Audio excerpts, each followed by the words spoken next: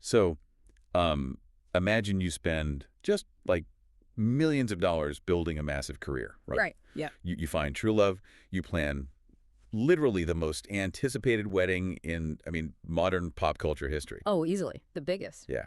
And you rent out Madison Square Garden, you're wearing Dior Haute Couture, there's military-grade Yeah, like security. a G8 summit. Exactly, like an actual G8 summit. And yet the very next morning, the internet's overwhelming collective reaction, like the first thing everyone says isn't awe. It's not, fascination. No, just judgment. Yeah, it was one single, incredibly judgmental word. Tacky. Just tacky. It was everywhere. Everywhere. So today, in this deep dive, we are looking at this massive stack of leaked details, circulating attendee accounts, and just the wildest rumors to figure out why. And there are so many rumors. So many. But our mission here today, the only question we're really asking is, was this historic wedding of Taylor Swift and Travis Kelce actually genuinely tacky? Or is the public just, mad over absolutely nothing? It's basically the defining cultural question of the moment right now. Right. And to answer it, we really have to look past the surface level gossip. Like, we aren't going to sit here and play fact checker on whether every single contested leak on Twitter is empirically true. Because that's impossible. It's impossible, and it misses the forest for the trees.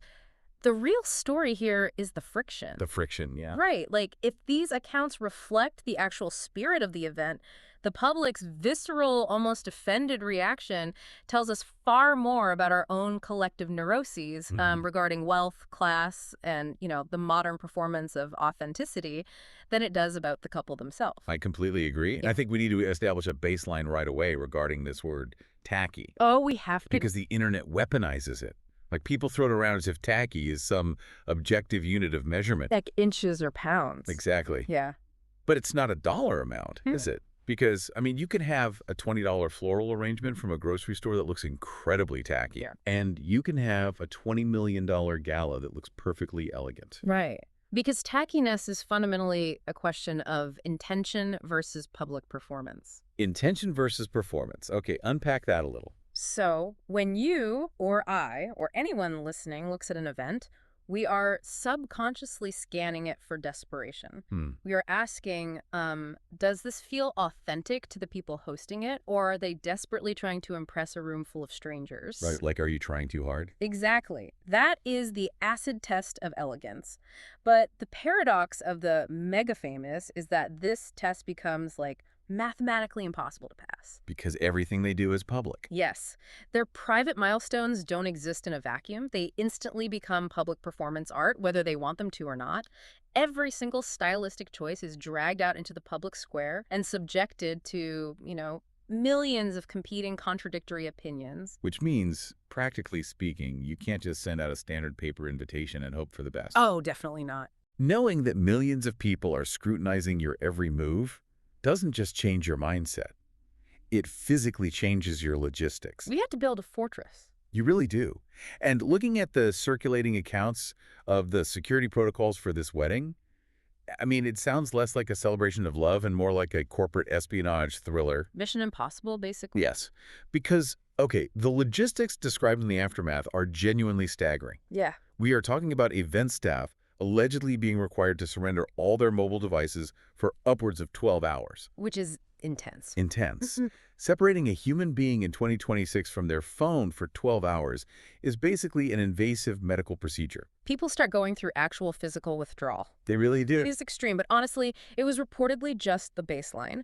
Attendees were required to sign these incredibly strict non-disclosure agreements, NDAs, just to cross the threshold. Just to get in the door. Yeah. But the detail that truly exposes the psychological toll of this level of fame, the one that gets me, involves the invitations themselves. Oh, the hand-painted invitations. Yes. This is the detail that absolutely fascinated me. Because, okay, circulating accounts claim that the invitations were hand-painted by Taylor herself. Right. And on the surface, that is a deeply intimate, time-consuming labor of love for your friends and family. It's beautiful. It is. But underneath that paint, each invitation was allegedly embedded with a unique digital watermark tied explicitly to the recipient's name. Wow. It reminds me of, it's like injecting radioactive dye into a bloodstream. You don't do it to stop the leak. You do it so that when the system inevitably bleeds, you can trace exactly which artery betrayed you. That is a phenomenal analogy, and it perfectly encapsulates the dystopian reality of their existence right now. It's so It dystopian. is, because you have this profound human desire to offer a personal, artistic touch to your closest loved ones, right? Yeah. But you are forced to marry that tender gesture with the chilling, preemptive assumption that one of those loved ones might sell you out to the tabloids. That is so sad when you really think about it. It's incredibly sad. But a large contingent of the internet looked at these security measures and immediately labeled the couple as controlling, paranoid, and corporate. I mean, I have to admit, when you first hear about watermarking a wedding invite, it does sound a little unhinged. Sure. At what point does trying to simulate a normal private milestone start looking like the behavior of like an authoritarian regime? That is the exact paradox we have to unpack here. The average person views these measures through the lens of an average life. Right. If you required NDAs at your backyard wedding, you would rightly be called delusional. People would think you lost your mind. Exactly. But we are talking about a level of thing that operates as its own geopolitical economy. That's a good way to put it. For this couple, a leaked photo isn't an annoyance. It is a highly monetizable global news event. I always challenge people to just mentally swap places with them. Okay, let's do that. Imagine standing at the altar, right? Experiencing the most vulnerable, unguarded moment of your life while carrying this acute awareness that a blurry cell phone photo taken by your second cousin could be sold for hundreds of thousands of dollars. And become the most analyzed image on Earth by the next morning. Exactly. Honestly, if I knew my tears were going to be on the homepage of every media outlet, I wouldn't just take people's phones. I'd have TSA backscatter scanners at the doorway. Right. I'd confiscate their smartwatches, their glasses, everything. And no one could really blame you. Privacy has become such an impossibly rare commodity for the ultra-visible that they have to construct these intimidating, aggressive architectures just to experience a single afternoon without being hunted. So calling it tacky is just missing the point. Completely. Labeling the watermarks or the phone bans as tacky completely ignores the undeniable reality of their daily lives. They aren't acting out of vanity. They're acting out of absolute necessity. But let's look at what was actually inside this impenetrable fortress. Let's do it. Because once you get past the NDAs and the phone bans, the scale of the event itself is where the public really brought out the pitchforks. Oh, yeah. The venue alone. Right. According to multiple reports, this wasn't held in a secluded vineyard or, a quiet country estate. It was held at Madison Square Garden. Which is an astronomical logistical flex. It's beyond a flex. The claim is that this was the first private event held at Madison Square Garden in 44 years. 44 years. And only the third private event in the entire history of the arena. It's just wild to think about. When that detail leaked, the internet split into two deeply entrenched camps. As it always does. Half the public viewed it as an iconic, legendary piece of pop culture history. Yeah. And the other half viewed it as the ultimate manifestation of narcissism and excess. I want to play devil's advocate here regarding that second camp. Okay, go for it. If a normal, moderately wealthy person rented out a 20,000-seat arena just to say their vows in front of a few hundred people, society would universally mock them as completely out of touch with reality. Absolutely. So aren't we just giving billionaires a pass because they are billionaires? Why shouldn't people call it excessive? Well, it is entirely fair to critique the sheer scale of wealth required to commandeer a major metropolitan arena. I mean, that's valid. Right. But we have to analyze why the public finds this specific display of wealth so offensive while giving a pass to others, because it all comes down to the sociology of modern luxury. Yeah, okay, we mean. Right now, the cultural pendulum has swung aggressively toward the concept of quiet luxury and the old money aesthetic. Oh, sure. The era of the unbranded $3,000 beige cashmere sweater. Exactly. Society currently dictates that the most culturally acceptable way to be unfathomably rich is to whisper it. Minimalism, deliberate understatement, muted tones, secluded estates. These are the modern signifiers of true, respectable status. We have collectively decided that European royalty and legacy billionaires, people who inherited their wealth, are the true arbiters of class. So we expect them to get married and, ancient cathedrals and wear heirloom tiaras. And we applaud it as elegant. Because it feels historical rather than purchased. Right. But Taylor Swift and Travis Kelce are the absolute antithesis of quiet luxury. They are, by definition, loud successes. Yeah, that's a really good point. She literally manifests her art in front of 70,000 screaming people in stadiums. And he plays a physically violent, high-stakes, hyper-adrenalized sport in front of millions of viewers every single Sunday. Right. Their entire existence, their careers, the empires they built from the ground up, they're inherently loud. So why on earth would their wedding reflect the hushed, understated aesthetics of an 18th century English manor? That makes perfect sense. They rented an arena because arenas are where they actually live their lives. It's their natural habitat. Exactly. When the public calls Madison Square Garden tacky, they are actually reacting to a violation of those unwritten rules of modern minimalist wealth. Quiet luxury rules. Yeah. When self-made people choose to be highly visible, unapologetic, and loud with their joy, society inherently pushes back and labels it nouveau riche. Which brings us to the wardrobe, Oh, the war. because this also broke some rules. The circulating photos and reports indicate that Travis wore a white tuxedo, A huge swing. specifically Dior Haute Couture, paired with Christian Louboutin shoes and Cartier jewelry.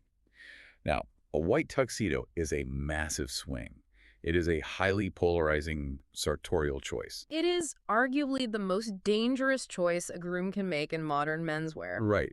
Because to some people, a white tuxedo screams classic Hollywood. It's Humphrey Bogart, it's James Bond. Right. It's unshakable, effortless confidence. Yes. But to a very vocal segment of the internet, they see a white tuxedo and instantly think Las Vegas casino owner from 1985. And that divergent reaction proves how subjective elegance truly is. Clothing does not merely communicate financial wealth. It is a primary communicator of personality. Right. The internet assumes that every single fashion choice made by a celebrity of this magnitude is a calculated, strategic move designed to impress the fashion establishment. Like it's a PR campaign. Exactly. But maybe, and we have to consider this, maybe he simply liked the way a white tuxedo looked. Just that simple. When an individual stops trying to conform to the rigid, quiet luxury rulebook and starts wearing garments simply because they feel authentic to their own spirit, it deeply challenges the public's self-appointed authority to judge their taste. He didn't dress for the Vogue critics, he dressed for himself. Okay, so let's set the scene based on all this. You are inside Madison Square Garden. Okay. You have navigated the dystopian security protocols. You are surrounded by attendees in Dior and Cartier. The stage is perfectly set for the most rigidly formal, stiff, traditional luxury event imaginable. Right. You'd expect caviar and silence. But according to the leaks, this is exactly where the narrative completely derails. Yeah. You walk over to the dinner service. Wait, not ... I mean, you walk over to the dinner service, and what are they serving? This is perhaps my favorite sociological detail of the entire event. It's so good. Because there was reportedly no Michelin star plated dinner. There were no white-gloved waiters serving a hyper-conceptual 5-course tasting menu featuring foam and imported microgreens. No, it was a buffet. A buffet. And not just a standard wedding buffet. It was a buffet featuring their favorite comfort foods. Yes. Chicken nuggets, French fries, pizza, sushi, ice cream. Sounds like a billionaire decided to fund a 10-year-old's dream birthday party inside an NBA arena. It is wonderfully, gloriously chaotic. It's so chaotic, and it fundamentally shatters the rules of elegance as the internet understands them. Completely shatters them. When the reports of this menu began circulating, the public divide was instant and vicious. Whoa, people were furious. Right, because one side found it incredibly endearing, viewing it as a genuine reflection of who this couple is when the stadium lights turn off. Just normal people. Yeah, but the other side was utterly horrified. The prevailing sentiment was, you have all the money in the world and you are serving chicken nuggets at a celebrity wedding. How incredibly tacky. Okay, I'm going to push back on you again here. Let's hear it. I hear what you're saying about them dressing for themselves, but let's look at this food choice. If a normal working-class person serves chicken nuggets at their wedding, society calls them cheap. They do. When a billionaire does it, we call it quiet confidence or authentic. Aren't we just allowing them to rebrand fast food because their net worth acts as a shield? That is a phenomenal question, and the answer lies in the distinction between formal signaling and true luxury. Okay, explain that. When a working-class person serves an extravagant, heavily plated piece of sea base they can barely afford, they are engaging in socioeconomic signaling. Trying to look richer than they are. Exactly. They are trying to prove to their guests that they have refined taste, that they have ascended a class ladder for the evening. People constantly confuse the concept of luxury with the concept of formality. Mm. Formality means adhering to strict historical rules of etiquette to prove you belong. But true luxury, the absolute apex of luxury, is something entirely different. What is it? True luxury is being so deeply inherently secure in your own status that you can serve French fries at Madison Square Garden simply because you like French fries. Wow. And you know you don't have to prove your net worth to a single person in that room. So, by serving pizza, they're actively refusing to play the signaling game. Yeah. They're saying, I have nothing to prove to you. I just want my friends to be full and happy. Precisely. It is a display of immense, unshakable confidence that completely strips away the pretense of the evening. That's a huge power move, actually. It really is. And Yeah. they reportedly carried this philosophy straight into the dessert course. Okay. Yes. There was no traditional, towering, 7-tier wedding cake for them to formally slice with a giant silver sword while everyone stood around clapping. Which is such a weird tradition when you say it out loud. Right. Instead, there were around 30 different, significantly smaller cakes, each topped with a miniature, personalized figure of the couple. Plus, they reportedly just had mountains of Pop-Tarts. Just Pop-Tarts everywhere. And this is where we have to look at the history of these traditions to understand why people get so angry when they are broken. Why do we consider a giant white wedding cake elegant? Well, historically, hundreds of years ago, refined white sugar and finely milled white flour were incredibly expensive, Yeah. rare You commodities. really see where this is going. Yeah, creating a massive towering white cake was a literal physical display of surplus capital. It was a way for a family to show the village, look how much excess wealth we have. That is fascinating. So a giant wedding cake is basically just the 18th century version of posting a picture of a private jet. Exactly. It was a financial flex. But over the centuries, we forgot the economic origin of the cake and simply codified it as tradition and elegance. We just accepted it as the rule. Right. So when this couple serves Pop-Tarts and 30 small cakes instead, they aren't just being quirky. They are actively dismantling a centuries-old socioeconomic signaling mechanism. They're exposing the matrix. They really are. They are exposing the fact that adults collectively agree to pretend that weddings have to stop being fun in order to be sophisticated. Yeah. Who wrote the rule that fondant is elegant, but a pastry you actually enjoy eating is tacky? Nobody. We have completely conflated rigid tradition with class to the point where any deviation from the script is violently punished by public opinion. And they threw that script out entirely when it came to the bridal party, too. Yeah, a bridal party was completely untraditional. There were no traditional bridesmaids in perfectly matching curated dresses. No line of groomsmen in identical tailored suits. Instead, the accounts state that Taylor's brother Austin served as her man of honor, and Jason Kelce served as Travis's best man. And crucially, Jason's 4 young daughters reportedly served as the flower girls. Yes. Let's contrast that with what we usually see at celebrity weddings. It's night and day. Usually the children involved look like professional runway models. The photos are perfectly symmetrical, every child hits their exact mark, and the visual aesthetic is flawless, ready to be immediately exported to a high-end magazine or an Instagram grid. But children are inherently not flawless. No. Children stumble. They laugh at inappropriate times. They drop the flowers, forget where they are supposed to stand, and wander off to stare at a shiny object in the crowd. As they should. Right. By rejecting the traditional, aesthetically perfect bridal party in favor of family, they prioritized memorable chaos over visual perfection. They allowed the unpredictable reality of human life into a highly controlled arena. And the truth is, 20 years from now, nobody remembers if the rose petals were dropped at perfectly spaced intervals. No one cares about that. They remember the laughter. They remember the humanity of the moment. The hypocrisy of the internet is astounding here, though. Oh, how so? We spend all day on social media preaching, be yourself, be authentic, stop curating your life. But the absolute second a celebrity is actually themselves, the moment they serve their favorite junk food and let their nieces run around uncontrollably, everyone suddenly clutches their pearls and demands a return to rigid aristocratic tradition. That is so true. Because true authenticity is messy. It's messy, it's unpredictable, and it's entirely unbothered by outside opinion. The internet doesn't actually want authenticity. It wants highly curated, easily digestible aesthetic categories that it can sort into Pinterest boards. Which brings us to the actual ceremony. The core of the day. Because stripping away the formal food and the rigid bridal party wasn't a sign that they were treating the wedding like a joke, Based on the reports, they stripped away the rigid traditions specifically to make room for what actually mattered to them, the emotional weight of the day. And that brings us to the vows. This is the moment where the incomprehensible scale of Madison Square Garden shrinks down to just two people. The circulating accounts state that they each read 20-minute vows from matching gold books. 20 minutes. 20 minutes each. That is 40 total minutes of speaking just for the vows. Yeah. I have to ask you, because 40 minutes of spoken word feels almost hostile to the modern attention span. It really does. I mean, I can barely make it through a 60-second TikTok without my brain wanting to swipe away. Are they just demanding a captive audience, or is this a complete rejection of the TikTokification of major life milestones? It is a radical rejection of the modern rhythm of consumption. We live in a culture of deeply fractured attention spans where everything is compressed into a soundbite or a highlight reel. Right. Keep it under a minute. But standing in front of your community and speaking continuously from the heart for 40 minutes forces a literal and psychological pause. To the cynic, it looks incredibly self-indulgent, Sure. but functionally, it is profound reclamation of time and focus. They demanded that the room stop scrolling, stop performing, and actually bear witness.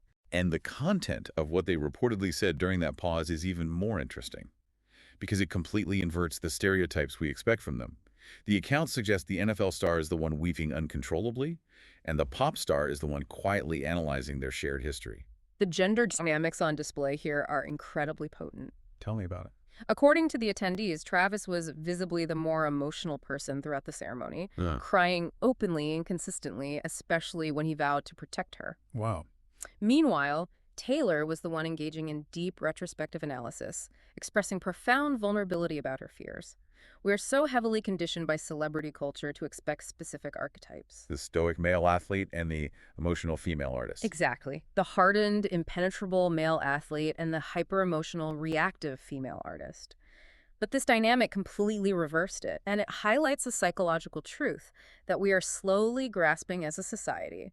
Masculinity is not weakened by emotional vulnerability. It is fundamentally strengthened by it. Because it takes confidence. Yes. His willingness to cry openly, without shame, in front of his peers at an event of that immense magnitude is a display of profound emotional security. And Taylor's reported vulnerability in her vows was so universally relatable. What did she say? She allegedly stated that for years she used to worry she was simply too much to ever find lasting love. Oh, wow. Yeah, that after a lifetime of the public dissecting her every lyric or every relationship and labeling her as intense or calculated or overly ambitious, she wondered if anyone would ever be able to just embrace the totality of who she is without being intimidated. That sentiment right there is the universal human core buried beneath this entire multi-million-dollar spectacle. It really is. Strip away the arena, the Dior, the security fortress, and the global fame, and you just have a human being standing there admitting their most primal insecurity. If I am fully, unapologetically myself, will I be unlovable? Which is something everyone feels.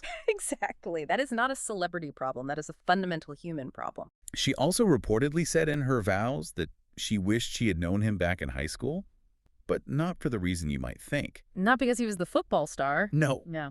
Not because he was the star football player or the big man on campus.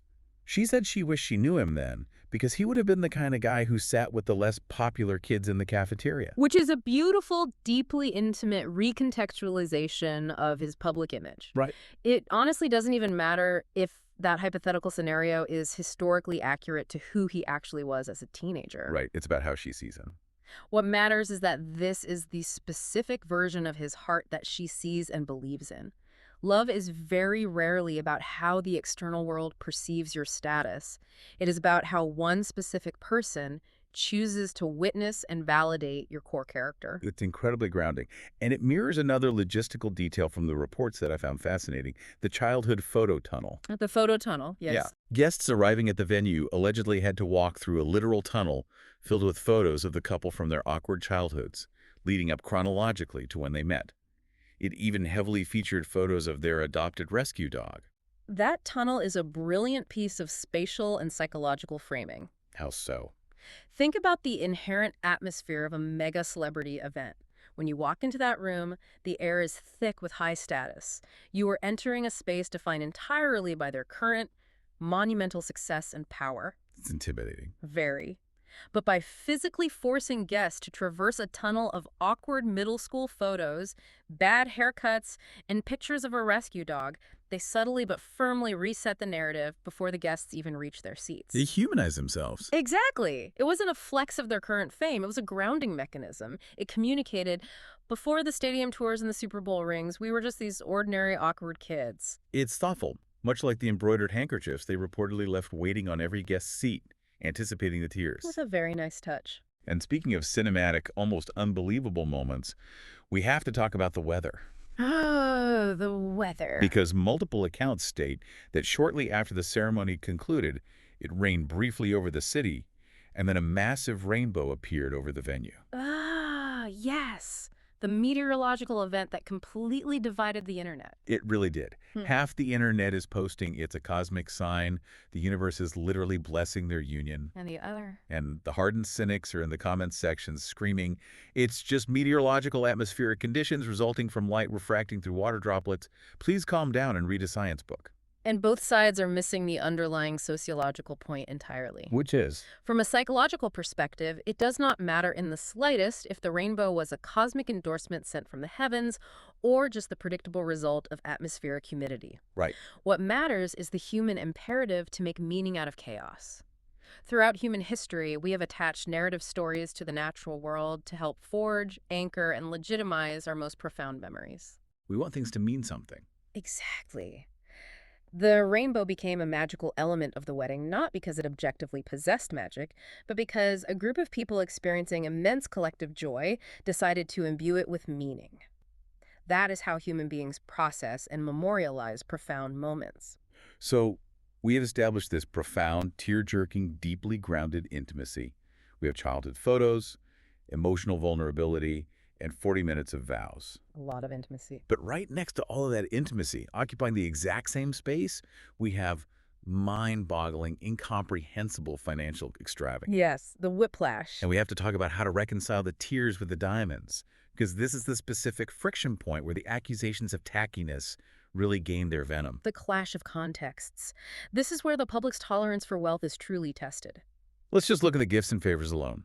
Guests reportedly received champagne glasses physically decorated with real diamonds. Real diamond. Throughout the night, there were reportedly raffles for the attendees where the prizes weren't like gift baskets, but Cartier watches, high-end designer bags, and even a fully restored 1970 Chevy Chevelle, which was supposedly a nod to an early milestone in their relationship. Just casually raffling off a vintage car. I have to bring up the cynic's view here, and I want you to address it directly because it is loud and it is pervasive. Why on earth are millionaires giving other millionaires diamond-encrusted glasses and vintage cars? Is it not inherently grotesque? It is the single most common and resonant critique of extreme wealth, and we have to acknowledge its validity. It's hard to ignore. It really is. It is entirely valid for a person working 2 jobs and struggling to pay rent to look at a diamond champagne glass being handed to a millionaire and feel a deep, visceral sense of disgust. Luxury of that magnitude always, inevitably, forces the public to confront the painful reality of systemic wealth inequality. But if we are going to analyze this specific event on its own terms and understand the logic of the people hosting it, we have to challenge that cynicism just a bit and look at the actual mechanics of luxury spending. Okay, I'm listening. How do you possibly defend handing out diamond glasses as a party favor? You defend it by comparing luxury to luxury rather than luxury to poverty. Okay, give me an example. Consider a typical high-end celebrity wedding. It is entirely standard practice for them to spend hundreds of thousands, sometimes millions of dollars on custom exotic floral arrangements. Sure, massive flower walls. Exactly.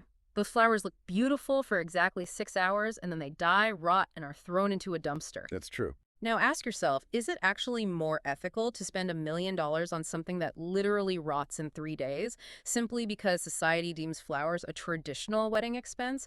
Or is it more practical, within the absurd, surreal realm of billionaire spending, to gift a diamond glass or a vintage car items that hold value, that will last for generations, and that can be passed down or even sold? Wow. That is a wild paradigm-shifting perspective. You're talking about the disposable, performative nature of traditional luxury versus the permanence and retained value of an unconventional gift. Exactly. The internet calls the diamond glass tacky because it sounds like a rap video cliche. It sounds flashy. But financially and environmentally, it might actually be a more sound allocation of capital than a mountain of dying orchids. Furthermore, we cannot have a conversation about the extravagance of this event without addressing the massive charitable component that was reported alongside it. Yes, the donations. Accounts state that a staggering $26 million was donated across 20 different charities in direct conjunction with the wedding weekend. But let me challenge that. Does donating $26 million just act as a calculated PR shield? How do you mean? Like, is it just a way to buy goodwill to justify the excess of the Cartier watches and the arena rental? That argument is what I call perfectionism disguised as morality. And it is a massive problem in modern cultural discourse. Perfectionism disguises morality. I like that. We have a tendency to demand absolute, unassailable purity from public figures. The implicit argument of the cynic is that unless a wealthy person gives away literally every single thing they own and takes a vow of poverty, their generosity doesn't actually count or is inherently manipulative. It's never enough. We call it the concept of perpetual penance for the ultra-wealthy. Meaning they can never give enough to satisfy the public's anger about the fact that they have money in the first place? Exactly. But reality is, and must be, more nuanced than that, we are entirely capable of holding two contradictory thoughts simultaneously. We can ask hard, necessary, structural questions about wealth inequality, while still acknowledging that injecting $26 million into actual functioning charities is a massive, highly meaningful, and objectively positive act that will change real lives. Because the charities still get the money. Exactly. The charitable donation doesn't magically erase the extravagance of the diamond glasses, but the extravagance of the glasses absolutely does not negate the tangible, real-world good of that donation. And speaking of real-world realities crashing into this celebrity bubble, that brings up a jarring, devastating contrast that was reported from that exact same weekend. Yes. Because while they are inside Madison Square Garden, navigating the complexities of mega wealth, public scrutiny, and extreme joy, real life was still happening outside the fortress. It always does. According to widely circulating accounts, Taylor's former high school teacher, a man who reportedly later became a trusted member of her personal security team, passed away from terminal cancer on the exact evening of the wedding. It is a profound, devastating detail. And if true, it serves as the ultimate, inescapable anchor to this entire narrative. It really grounds the whole thing. Celebrity culture is an industry designed to sell us the illusion of the perfect, impenetrable bubble. We, the public, desperately want to believe that when you reach a certain mathematical level of fame and wealth, you buy your way out of the human condition. Because you're untouchable. We want to believe you become insulated from pain, from sickness, and from loss. But life doesn't pause for fame. The universe doesn't care that you rented out Madison Square Garden. No, it doesn't. And that is the brutal, beautiful reality of the human experience. Extreme, manicured joy and uncontrolled, devastating grief often have to share the exact same calendar day. Yeah. You can be standing in the center of an arena, wearing Dior haute couture, surrounded by the biggest stars on earth, celebrating the happiest milestone of your life, and still receive a phone call in the hallway that completely breaks your heart. It's so humbling to think about. Society expects celebrity milestones to exist in a sterilized vacuum, immune to the messiness of real life. But tragedies like this remind us that beneath the spectacle, the think pieces, and the internet debates, these are mortal human beings, subject to the exact same unpredictable, indiscriminate tragedies as the rest of us. The illusion of the bubble is just that, an illusion. Let's shift gears and talk about what happened as the night went on, because here is where the story gets really interesting. Okay, what happened? Despite the historic venue, the couture designers, the unbelievable guest list, and the profound emotional highs and lows, perhaps the most shocking detail about this multi-million-dollar event wasn't what was inside the arena. It was what wasn't there. The missing cameras, the ultimate subversion of expectations. Exactly. There was no camera crew for a Netflix special. There was no Amazon Prime documentary deal in place. There was no live stream. Nothing. The reports state that actual music legends performed throughout the night. Paul McCartney allegedly got up and sang, "I Want to Hold Your Hand." Unbelievable. Stevie Nicks reportedly performed a set. The Haim sisters joined in. And then As the night devolved, it reportedly turned into a massive, chaotic, late-night karaoke session featuring Sabrina Carpenter, Keisha, Avril Lavigne, and Tate McRae. Just casually. I mean, just stop and think about the cultural capital in that room. It's like hosting the Super Bowl halftime show in your living room and actively deciding to unplug the broadcast antenna. It is the biggest flex imaginable, keeping Paul McCartney off Instagram. It truly is the ultimate flex, because it fundamentally subverts the entire modern economy of attention. How so? We currently live in a society where experiences barely feel real to us anymore until they are validated by the engagement of strangers online. If you didn't post it, it didn't happen. Exactly. We turn our vacations into content. We turn our daily meals into content. We turn our children's developmental milestones into highly curated content. Yeah. The philosophy of pics or it didn't happen is deeply, perhaps permanently ingrained in our collective psyche. So for them to host what is arguably one of the most marketable, highly anticipated events in modern pop culture history, with a lineup of artists that could headline a global stadium festival, and to deliberately choose to document it strictly for themselves, That's unheard of. to refuse to package it for a streaming platform. It reveals a profound truth about the modern era. It shows us that in 2026, privacy is the ultimate, most expensive luxury item on the face of the earth. Privacy is the new wealth. Exactly. Anyone can buy a designer suit or rent a nice car if they save up enough money. But only the absolute ultra-elite have the financial resources, the cultural power, and the sheer leverage to command absolute uncompromised privacy in an era of universal digital surveillance. Wow. By actively refusing to monetize the event, by refusing to feed it to the content machine, they made a radical statement about the sanctity of their own memories. They decided that the lived experience of the night was enough. It didn't require the applause or the validation of the internet to be real. But here is the ironic twist. There's always a twist. Because they successfully kept the real wedding to themselves, the internet did what the internet does best. When faced with a vacuum of information, it simply invented a completely different wedding. The vacuum always has to be filled. Nature abhors a vacuum, and so does social media. And it was filled with absolute unhinged chaos. Within hours of the event, AI-generated photos of fake wedding dresses were flooding every timeline. People believe them too. They really did. Mm. People were confidently claiming there was a giant, full-scale Disney-style castle constructed entirely inside Madison Square Garden. A castle inside an arena. Yes, there were rampant viral rumors about ring-bearing cats walking down the aisle. Ring-bearing cat. Ring-bearing cats. And then came the endless guest list drama, thousands of TikToks and Twitter threads obsessively analyzing who wasn't invited, assuming there were massive bridge-burning feuds and dramatic falling outs among celebrities. Right. And the craziest part is that these fake stories traveled exponentially faster than the actual verified public corrections from event insiders. Why were we so desperate to believe the fake stories? Why do we care so much more about the people who weren't on the guest list than the people who were actually in the room? To understand this, we have to take a deep dive into the psychology of parasocial bonds. Okay, so let's go there. Over the past decade, the public has spent thousands of hours streaming her music, buying his jerseys, attending their games, and obsessively tracking the narrative arc of their relationship. Yeah, we've all been watching. That massive investment of both financial resources and emotional energy creates a parasocial bond, a one-sided relationship, where the fan feels a genuine, intimate connection to the celebrity. Over time, that bond mutates into a sense of entitlement. It's like they feel they're literal shareholders in the relationship. Exactly. They feel like equity partners. So when the ultimate board meeting, the wedding, is held entirely behind closed doors and the shareholders are locked out, they revolt. They get mad. They feel personally betrayed. They invent absurd drama like the ring-bearing cats or the Disney castle because reality is rarely as clickable or as emotionally stimulating as fantasy. The ring-bearing cats definitely generate more engagement than a nice 40-minute ceremony. And the obsession with who wasn't invited speaks directly to our primal desire for narrative conflict. The internet operates on drama. It fuels the whole thing. But in the real world, absence is not evidence of drama.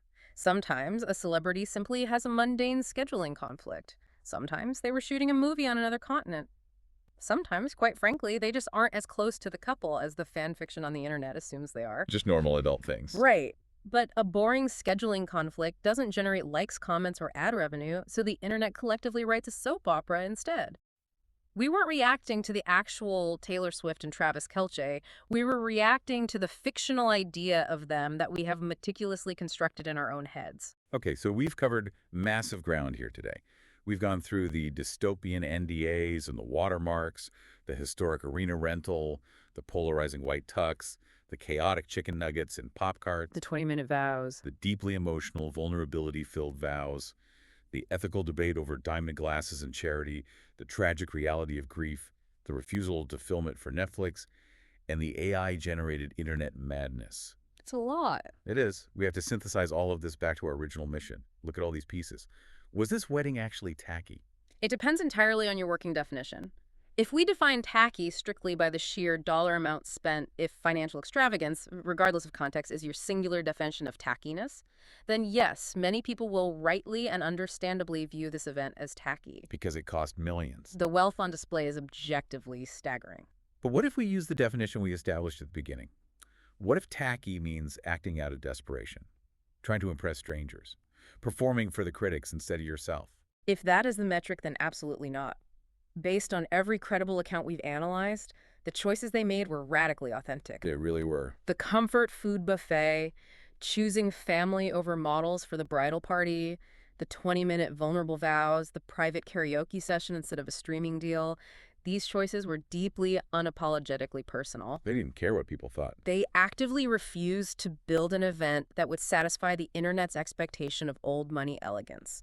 They built an event specifically to entertain themselves and the people they genuinely love. Which means it wasn't tacky at all. It was actually a massive social experiment that exposed us. It really did. It proved that celebrity weddings aren't just parties. They are giant cultural ink blot tests reflecting our own deep-seated biases about wealth, class, authenticity, and love. If you were furious about the chicken nuggets, it's not about them. It's because you personally overvalue formality to feel secure. If you are mad about the white tux, it reveals your own rigid views on class aesthetics and who is allowed to wear what. The wedding was just a mirror. Precisely. We, the public, aggressively demanded that they follow a pre-written cultural script. We wanted them to play the rules we assigned them. Right. And when they refused, when they acted like loud, joyful, self-made individuals instead of quiet aristocrats, we threw the word tacky at them as a weapon to punish their independence. Which brings me to a final thought for everyone listening to this right now. I want you to really mull this over. Imagine you are throwing the most important defining celebration of your entire life. Okay.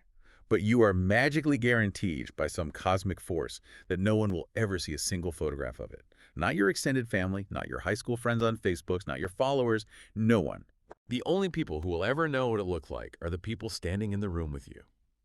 If you had that absolute guarantee of privacy, would your choices look more like a minimalist, perfectly curated, elegant royal ball? Or would you be eating French fries in a loud, chaotic room full of the people you actually love? And whatever your answer is, what does it say about who you're actually performing for every single day?